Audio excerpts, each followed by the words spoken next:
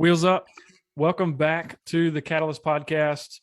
I'm excited to kind of continue the narrative around change management and as just kind of a broad category. But I have Rick Maurer on the show. And real quick, Rick, before I turn it over to you, wanted to give a good introduction. Rick is a speaker, author, consultant, and expert on helping others avoid resistance to change, which is common, right? Yeah. Since the publication of Rick's book, Beyond the Wall of Resistance in the 90s, Rick's opinion has been sought by the Wall Street Journal, CNBC, NBC Nightly News, Fortune, and really many other media outlets. Some of the largest companies in the world have asked Rick for his advice on ways to avoid resistance to change and ways to build strong support for change and other big projects of the like. Rick, it's great to have you. With that, just wanted to kind of turn it over to you for a moment and kind of let you continue the spiel around who Rick is. Like I was born in a log cabin, that sort of thing. Well, yeah, this is not going to be a long story, but the fact that I focus on resistance and have such a narrow focus, a lot people might be interested. I was in graduate school to learn to work with emotionally disturbed kids in public schools. And it turns out this program was a radical program. I didn't realize it at the time. That suited me fine, but I didn't realize it. And they said, a lot of these kids aren't disturbed. It's the schools that are disturbed. And if you can change schools, you're going to have a lot of healthier kids. You're going to have less problems. And at the time, I bought that. I still do. And the idea was we would then go out and work in schools, working with kids, but basically trying to change the system. And so I thought, oh, that's a great idea. And it suited my youth and my arrogance that, oh, yeah, I can change a system that's been there forever. And realized, well, I couldn't. And you can imagine, so I go into my first teaching job, and it's in elementary school. I had no experience other than student teaching. I walk in, there are teachers who had like 20, 30 years experience. And I'm saying stuff like, hi, I'm here to help. And they would say, well, that's really nice, young man. You sit right over there, and the moment we need help, why, we're going to call on you. And I mean, it was almost that kind of sarcastic response. Right. And I realized people weren't listening to me. So for a long while, I'm going, well, these are idiots. They don't get it. They're stuck in their ways, all of that. And then it started to occur to me, they were listening to other people. And how come it is I would be in a meeting and I'd say something, and then this Hunter guy comes in and he says the same thing, and people go, oh, that's great. And so I had to start looking at myself.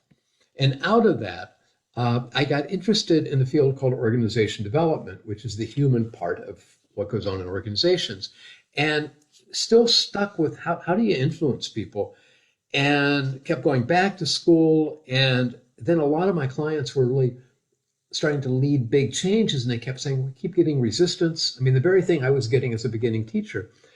And I was able to talk with them and help them.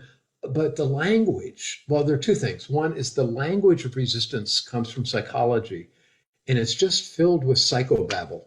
I mean, it's good if you're talking to other psychologists. It's not good if you're talking to engineers. And I wanted to have a way of talking about resistance and support in a way that would not be dumbed down, but be in the language that men and women working for a living, like making stuff and getting stuff done, could go, yeah, that's what I need. And so I ended up coming up with my own model of why people resist and why they support, and I'm sure we'll get into that. And I'd written other books in the early 90s, and people would go, yeah, that's very nice, but nothing ever happened. I wrote this book, and people started calling me because I was saying something different about resistance. First of all, I was saying, if you're trying to overcome resistance, you're actually making a problem for yourself, because people do not like people who try to overcome their resistance. And I realize it's a common word to use, but when our strategy is, all right, how am I going to get Hunter to do this? Immediately, your defenses go up, or at least they ought to. And so I thought there's got to be a better way. And I kept studying, and I won't get into all the stuff I studied, but I ended up out of all of that coming up with this model of 3 levels of resistance. And that really has been the foundation for virtually everything I've done for the last 25 years. I mean, even this year I wrote a book, and the foundation is those 3 levels. I'm working on a new assessment tool. The foundation is those 3 levels. So it's served me well and continues to serve me. And also, somebody reminded me this morning that it's not just me that's got served. I was thinking, I know people, let's say, around North America who use my stuff, the UK, Europe, Russia, China, India, and a lot of other places. So, it's just because people call me and say, hey, I've been using your stuff for 20 years. And these are people I've never heard of before. Wow. So I get excited about it. So I will. Yeah, that's awesome. I'll take a breath at this point. No, I appreciate that. I'd love to understand the context around. We will certainly get to the present day. I'm curious though, when you talk about, I guess, kind of beginning your career as a teacher and picking up on these things, it sounds like you were kind of headed down a career path, but then this quickly became an interest and passion, and something you dialed into that kind of directed you from there. Is that a fair assessment, or? It looks like I had a career path, but it was more like me wandering around going, oh, that looks interesting. Okay. There was an old comedian named Harpo Marx. There was a group called the Marx Brothers. And in his autobiography, and I think he's very funny. I loved his work. In his autobiography, he said, I don't know if I was a success or failure in my life. And frankly, it doesn't make a difference to me because it allowed me to explore a lot of things that interested me. And so I found that throughout my so-called career, which started in 1978 after I quit teaching, I decided, I think maybe I could write plays. So I started writing plays. I had 3 plays produced, and then thought, okay, I need to get back to this work that I've been trained for. I want to do that. I used to be a musician. I was a professional musician. After a long time, I thought I got to pick it up again. So my horn is sitting right over here out of screenshot, and I was practicing actually just before we started. So my path is not so much a path as like I follow stuff that kind of interests me. Okay. Not even kind of, but really interests me, and it can. When you look backwards, it looks like it was actually a path that I was on, but it's not quite that neat. So yeah, no, I love that. I mean, I personally can't look back and say, oh, I was on a very well-defined linear path. So I have an appreciation and heart for what you're describing as, the things that motivated you and energized you, and where your passions led, your efforts and energy. And I think there's a lot to be said for that. Obviously, you've gotten to this point with your platform and multiple books, and I think that's a really strong takeaway. Good.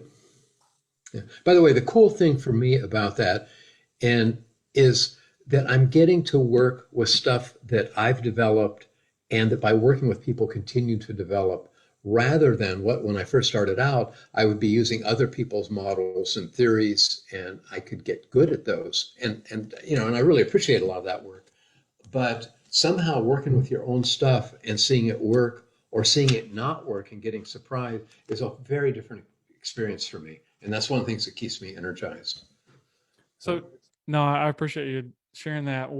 I'm just curious, how long would you say the time frame of like, okay, this whole like change management, resistance, all this is interesting to me. I see it in real life. I'm going to go study some models and some things around this and begin to develop my own take on it. Just curious, is that like a 5-year evolution, a 15-year evolution? I mean, going from, hey, this is what I'm taking in. Now here's Rick's. It's a great question. I really need to think about it because I've never thought of it that way. Yeah, I mean, not to suggest that it's something that's discrete, right? I mean, I think it sounds like it may has evolved over time for you. I imagine there's a kind of a turning point in there at some point. Well, the big turning point for me is I had taken, um, I had gone to school to be after I was teaching for a while to studied organization development. So that's the kind of consultant I wanted to be. And I was getting a lot of work doing management development work. Hey, could you come in and do a workshop on this and this and this? And I was talking to Peter Block, who's one of the leaders in my field. And I said, I think people say I do a really nice job with management development stuff and blah, blah, blah, but I don't get any big projects doing organization development work. And so he said, well, how are you spending your time? And basically my calendar was filled with all these things. He said, well, no wonder. He said, there's no time. He said, what you got to do is give up some of this stuff. Mm-hmm. And so the thing that really was a catalyst was not piling on something new, but giving up. And obviously I didn't give up all my paid work, but I did start saying no more often. And what I found is I started getting more calls about kind of organizational change and all of that, is the word resistance just started coming up a lot. And I had been interested in kind of Eastern thinking, especially like the martial art of Aikido and Tai Chi, and their whole approach to conflict, to resistance, if you will, is you don't invite the conflict, and you just follow the energy that's there right in front of you. And I found it novel and I found it exciting. So that got me started. And then I had decided, I had taken one of these breaks where I was writing scripts and working on plays, and I thought, I'm getting rusty. And so I wanted a place to go study. And what I was looking for is, I love baseball. And every spring, baseball players go to spring training and they practice stuff they've been doing since they were 6 years old. They go back to the basics. And so I started talking to friends and saying, I don't want a doctorate.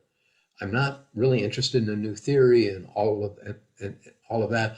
I'm interested in spring training where somebody could say, Rick, you need to, you need to square off when you're bunting. You need to do that sort of thing. And a lot of people said, or not a lot, but a few friends said, consider the Gestalt Institute of Cleveland. It's a school of psychology that has a big unit that just focuses on organizational work. And so I thought, okay, that's a good place to go get spring training. And well, it turns out it was, but it was also a great place to get a new theory. And it was consistent with that stuff I had been studying in martial arts. And it really fit the experience I was having as I was working in healthcare systems and some chemical plants and that, going, this fits there. And so this was all happening maybe in a 5-year period. Okay. And so sorry for that long-winded answer. But. No. I think that's important. At least the way I see it and hear you describe, I think that's great context, right? When you, because the other flip side of this is, I'm a listener, or I hear your story, I read your book, and or something like that. I just get some kind of introduction or perhaps surface level understanding of yourself or anybody that we may be discussing. But to think that there's just some kind of magical period or overnight, right? I think it's important to kind of peel back those layers and understand, like, there's a transition, there's a period of transition, there's a anyway, that can be a whole nother podcast, but I appreciate you kind of indulging and sharing that. Sure.